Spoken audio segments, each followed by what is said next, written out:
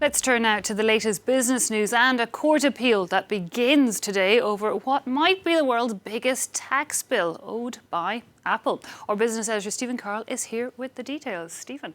Eve, Apple is appealing a decision by the European Commission ordering it to pay €13 billion in back taxes.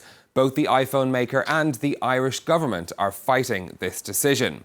The Commission ruled in 2016 that Ireland had allowed Apple to artificially reduce its tax bill, amounting to illegal state aid. The company's tax rate fell as low as 0.005% in 2014. Apple will tell today's appeal that it followed Irish and US law and that the majority of its taxes are owed in the United States. Ireland, in its appeal, accuses the Commission of overstepping its powers. A decision on today's appeal isn't expected until next year. Now, oil prices have held on to their gains today after Monday saw the biggest one-day jump in almost 30 years. That's after drone attacks affected half of Saudi Arabia's oil production facilities. On the markets today, both West Texas crude and Brent crude, the international benchmark, both maintaining much of the gains they saw yesterday. They're down slightly on the day, but remember, both of these were up almost 15% at the end of trading on Monday. So still drastically higher than before these attacks. Brent crude at $68 a barrel, touching levels that we haven't seen since July of this year. This story, of course, a big deal for the stock markets as well. European shares starting the days in the red mostly. Paris's CAC 40 just opening flat there, but London and Frankfurt dipping into the red. Oil companies are seeing their shares rise, though. That's usually what happens when we see oil prices rise, but there have been, of course, fears over supply impact as well, which are an issue for them too. Here in Paris, for example, the oil company Total's shares are up by over 1%. Asian markets have been digesting this news as well, but they've also been looking at news for Hong Kong from the ratings agency Fitch, which downgraded the city's credit rating. The Hang Seng down 1.4%, falls 2 in Shanghai as well. Now, talks have continued into the night between management and unions at General Motors in the United States. 49,000 members of the United Auto Workers walked off the job on Monday in a dispute over a new 4-year contract. Unions say the talks have only covered 2% of the new contract. President Trump has offered government mediators to assist in finding a solution. Lauren Berstecker reports.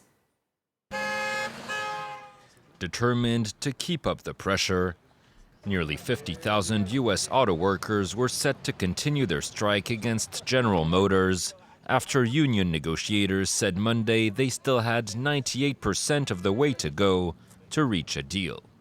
We've all been told and we've all prepared the best we can do. And as long as it takes to get a fair contract, that's what we're going to do. We'll stay out that long.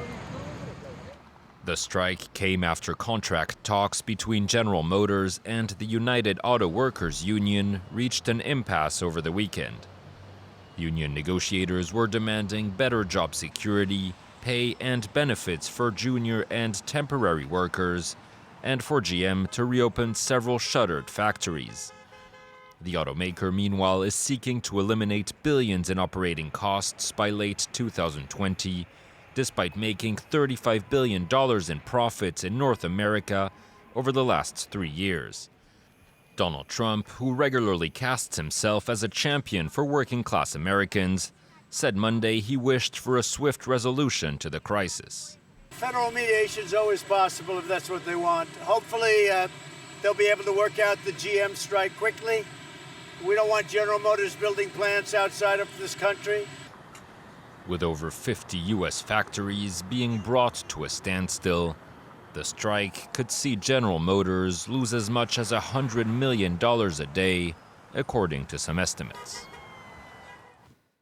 President Trump says the United States has concluded a series of trade agreements with Japan. In a letter to Congress, the president said the deals on tariffs and digital trade would be entered into in the coming weeks, but the letter doesn't specify whether Washington is lifting its threat to impose tariffs on Japanese cars and car parts. Japan's foreign minister says they expect to confirm those levies will now not be imposed. Finally, for me, Netflix may be losing Friends and The Office from its lineup, but it is adding another classic sitcom. Seinfeld will be available internationally on the streaming platform from 2021.